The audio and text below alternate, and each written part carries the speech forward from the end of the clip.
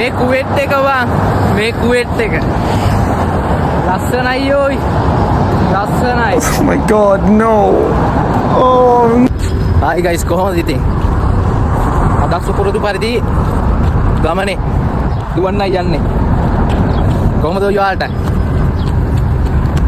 අද නම් අයියෝ මාර ඉතින්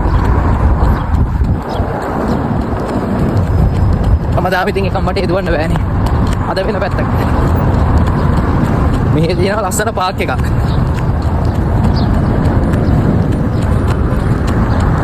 අද යන්නේ පාක් එක බලන්න. එනවද මාත් එක්ක? නయ్యා. පාර මහන්සි ඔය.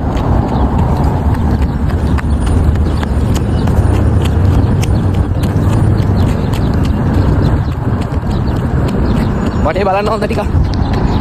බෝට්ටු තියෙනවා. ජෙමිය තියෙනවා. අපේ ගෙවල් පැත්ත තියෙනවා. ලස්සන ආට් එකක් තියෙනවා. අර බිල්ඩින් එකේ. ලස්සනයි.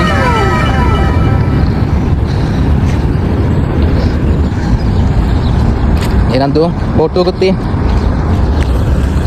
මාර අවුයියෝ. දුවන ගමන් කතා කරන්නද කමක් නැද්ද? ආන ඕන දෙයක් මගේ. අයියෝ කතා කරන්නේ නැත්තේ.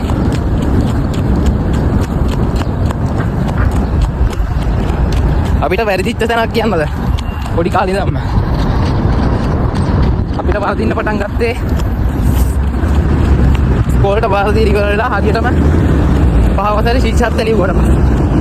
ඇයි දන්නවද ඔය? ශික්ෂාත්ෙන් අපේ බැදීම් ගොඩක්ම නැති වෙලා ගියා.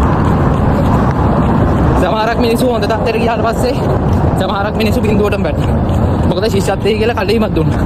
කඩේමින් සමහරක් ළමයි හොඳ ඉස්කෝල වලට යද්දී සමහරු ආර්ථික ප්‍රශ්න හින්දා එතනම නවතිද්දී තව සමහරු ඒ ඉස්කෝලෙම හිටියා. ඔන්න ඒ බැඳීම් ටික කැඩුනා. ඊට පස්සේ ගියා ඕ ලෙවල්. ඕ ලෙවල් වලට යද්දී සමහරු ඕ ලෙවල් ලිව්වා. සමහරු පාස් වුණා හොඳ ඉස්කෝල වලට ගියා. ෆේල් වෙච්ච කට්ටිය ගෙදර පොඩි රස්සාවල් වල හොඳ රස්සාවල් වලට ගියා. විශ්වවිද්‍යාල ගිහලා හොඳට ඉගෙන ගත්ත කට්ටිය. ඔන්න එතනින් මාන්සි ඔයි. හරි මාන්සි. එතනින් පස්සේ කොහොම හරි එතකොට විස බීජ ඇඟට වැටලා ඉවරයි. සමානාත්මතාවය කියන එක එතනින්ම නැති වෙලා තිබ්බේ. අනිත් එක්කෙනාට වඩා ඉහළට යන්න. ඒවා තමයි කියලා දුන්නේ හැමතැනින්ම.